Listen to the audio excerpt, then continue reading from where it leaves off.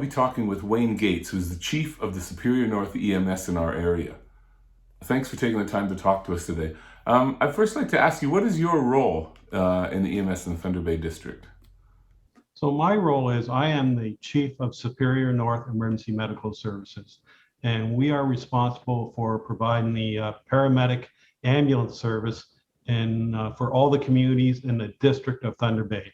So that's, starting in the west end by Upsala, between Ignis and Upsala. We cover from there to the west, all the way to the east down to, the Manitowage, Marathon corridor, as well as up on the other corridor, Long Lac and Geraldton. So, and then we also go to the north to Armstrong. It's a fairly large area, which essentially is the Thunder Bay District, as they describe it. Mm. Any guesstimate as to the actual size, more or less? I don't want to put you on the spot if you can't figure it out. Off the top of my head, I can't remember, but it's one of the largest sizes in Ontario, I know, for the service we provide. It's huge. All I know is it's big. For me to go visit a station in Manitowage, it's a 4.5 hour drive one way. So it's a big area. Yeah, I guess. How many people are employed in this industry?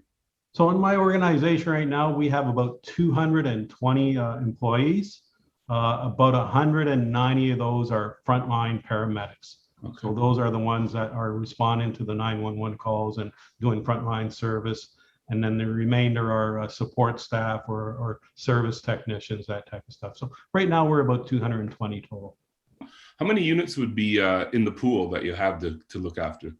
Well, the total size of my fleet is 38, but several of those vehicles are what we call mechanical spares. And we split our operations into two separate entities, actually. We have what we call district operations and city operations. And in my district operations, I have a total of 14 stations. And out of those 14 stations, we always run one paramedic crew. And then when we get into my city operations, as you know, a much larger population base, much higher demand, we run in a 24-hour period, we usually run probably about 20 cars over that time period. And by city, we're talking about Thunder Bay, obviously. Yeah, we're talking about the city of Thunder Bay directly. So yeah, it's a city of Thunder Bay. My call volume is about 30,000 calls a year. That's just in the city here. And then when I look at my district operations, we're looking at the total district operations, we look at about 6,000 calls a year. So my total call volume right now is about 36,000 calls a year. I had no idea it was that large in the city. It is. It's huge in the city. It's been going up for years. And that's not a surprise. That's call volume that's been going up everywhere in the province and in Canada. And many factors on that, as you know, our opioid crisis we're going through is increase in call demand, both city and district, but our aging population. So the baby boomers, as we get older, depending on our lifestyle, some things I say will catch up to us, and we start paying for some of that, and we start requiring more medical attention. And unfortunately, sometimes that means more demand on 911 services as well. So when I first started here in Thunder Bay, and I came to the city of Thunder Bay in 1987, and I think our call volume back then was probably about 6,000 calls. Wow. And now, I'll give you an example. Back in 87 when I started, we used to be able to run with 2 cars on nights in the city to cover the entire city. Now I believe I have 6 cars on nights when we look at the coverage for the city. That shows how much it's changed in almost 30 years plus. So the call volume and demand has just kept going up and up, and that was predictable as we expected. And also Thunder Bay was a much larger city in the past as well, wasn't it? Ironically, the population has actually decreased, I believe, in the city. It's stagnant now. Yeah. And but also often doesn't take in account for the city is that we have a large transient population. So as you know, we have a lot of people that come in the city for quite a while, and then sometimes they leave, and they're not really accounted for. And any estimates are like 20 to 25,000 of residents that are not really part of the census. So we do believe population in the city of Thunder Bay is much larger than whatever the latest census number was, and that's because of that large transient population. And we're the hub in the Northern Ontario, the Northwest. So that's understandable that there is a lot of traffic coming in and out. What role does Thunder Bay play in administering the EMS services? Yeah, so a little bit of history on how Thunder Bay ended up with this role, the city of Thunder Bay. So as the chief of Superior North EMS, I do report to, I have a general manager, emergency development services I report to, and through that we report to city council. What happened back in 2000, if people remember from the Mike Harris days, when he's premier, he downloaded some of the services to municipalities. And prior to downloading of emergency medical services, the province Ministry of Health was actually fully responsible for emergency medical services. And they, there was a scattered of programs across the province, everywhere from a private operator. So when I first came to Thunder Bay, the ambulance service in Thunder Bay was actually run by a private operator. And I also believe Scriber at one time was also operated by a private operator back in the day. And that was the, it could be private operators, it could be a volunteer organization, it could be a hospital-based organization, it could be a municipal-based organization, or it could be run directly by the provincial government. So there's a whole bunch of different ways EMS was being provided in the province. And so Mike Harris, decided that he would download EMS services to the municipalities. And the formula they used for that was they either provided it, they gave the direct control of EMS to what they call the upper tiered municipalities. So in Southern Ontario, you have big regions like Peel, Toronto, Durham, York, Windsor, Essex, those type of areas. So what they did is those were considered UTMs, and they gave them the control of, you are now responsible for providing EMS. For the northern communities, of course, we don't have UTMs. We don't have large areas like they do down there. But what we did have was DSABs or just municipalities. So for the vast majority of northern communities, actually the District Social Services Board were actually given the responsibility of EMS. So my counterpart in Rainy River, as well as Kenora area, they're actually run by their District Social Services Board. But for Thunder Bay, determination was they decided to make the city of Thunder Bay the designated delivery agent for EMS. I wasn't chief back in those days. I'm not too sure all the politics or whatever was what got it to that point. But my understanding was they awarded it to the city of Thunder Bay to be responsible for providing EMS service for the Thunder Bay area. I think probably the main reason for that was clearly the city would be the highest contributor to the funds to provide that service as well, because the funding is based on a 50-50 formula. So 50% of our funding comes from the provincial government, and then the other 50% of that funding is provided by the municipalities. And so of that 50% of the municipality funding, the city of Thunder Bay pays about 40 or 41% of those costs. And the other remaining costs are, collected through levies given to the district municipalities, such as Scriber and Terrace Bay. Oh, okay. Yeah, I was wondering about that because the funding then on the government side would be provincial, I imagine, eh? Correct. Yeah. It's 50% of our funding. So right now, my budget for this year is about $27 million. So, for the municipality portion of that, I believe our costs this year are going to be around 13 million and change. And so out of that 13 million and change, we, the city of Thunder Bay will pay about 40% of that, and then other municipalities will, whatever the weighted assessment levy is done on them. So example, a place like Scriber, I think their levy for this year is expected to be around $46,000. And then you get a place like Oliver Papoonge, they're probably going to pay about $850,000. So it really is, it's not, not everybody gets the same amount of pay, but it's really based on their ability and what's happening in their community. And as we know, some communities have been hard hit, especially Scriber, when it comes to economic challenges and things like that. So it does change from year to year, but that's sort of how the formula is done and put out there. So it's not strictly based on population where, let's say, a larger town would pay more, obviously, because they all need access to the same services. Yeah, so when we look at cost of town, so a place like Crabtree, they get levied about $46,000 a year.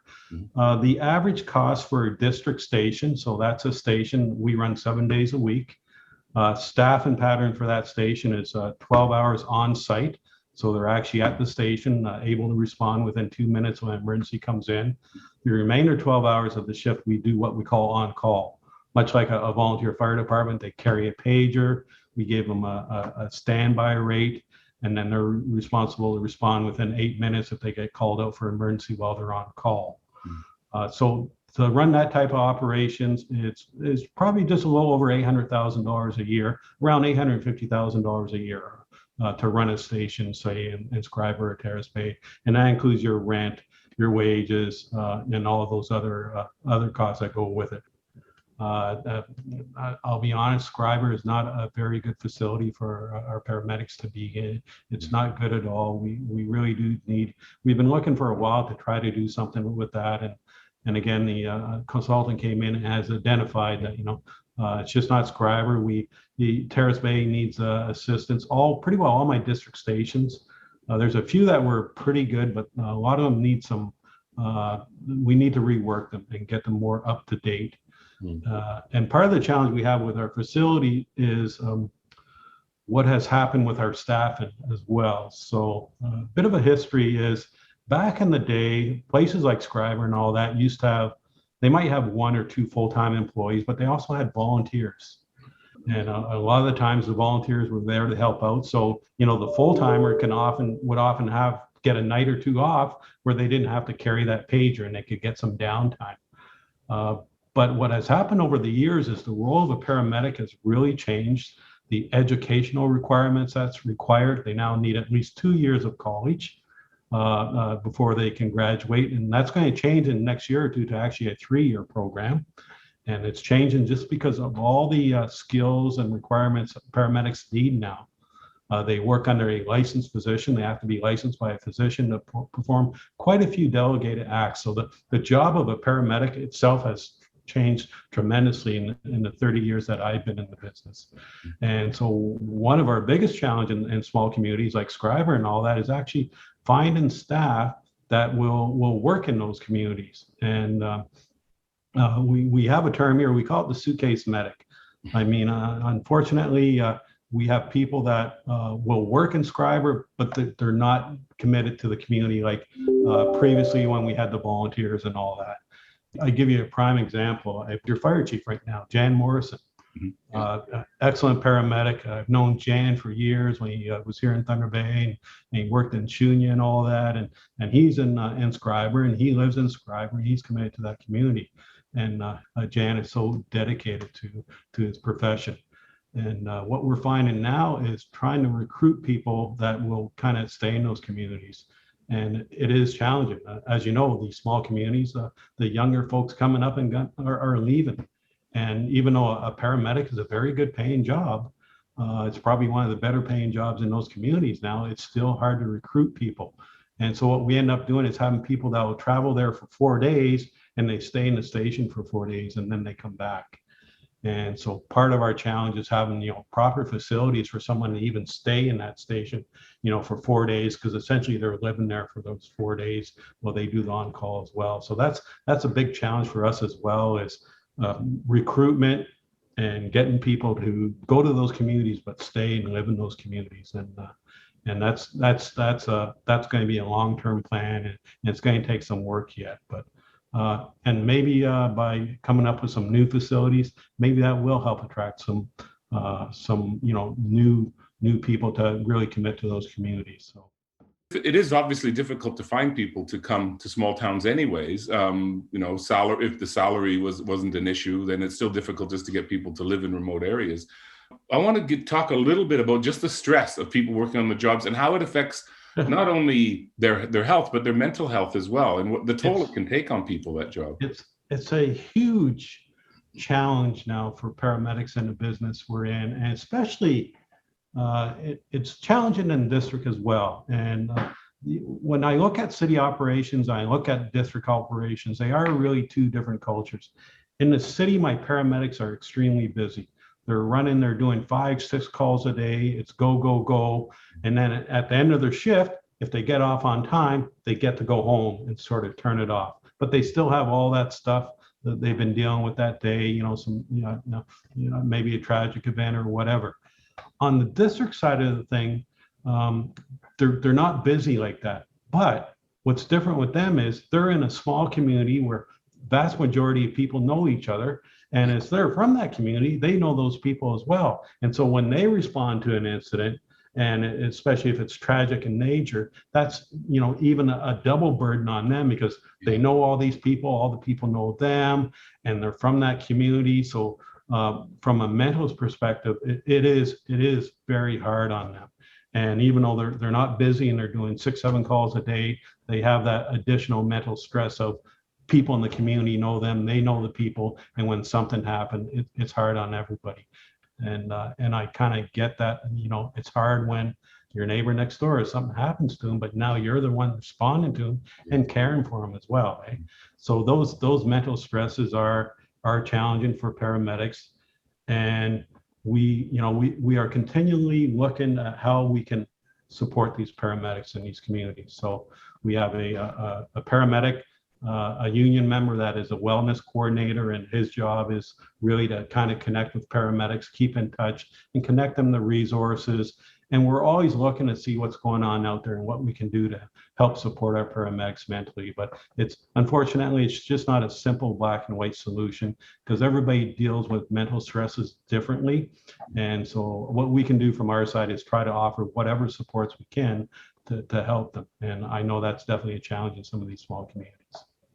How critical would you say having good emergency services are to small communities, especially in Northern Ontario? Any community, whether small or big, emergency services is a critical component. I mean, you look at police, you look at fire departments, you look at communities, small communities have volunteer fire departments, just like we used to have the volunteer ambulance services. These services are critical. Even though they're not crazy busy like major metropolitan areas, but they are critical, because when that call comes in, they need help. And regardless of where we are or who we are, in emergency medical services, we're going to respond. That's our role. And as I tell my paramedics, it's not always, the vast majority of calls we get, 911 calls, are not true emergency. In other words, they're not a life and death situation. But as I explain to my paramedics, is when people are calling 911, you have all this training, all this knowledge, this experience.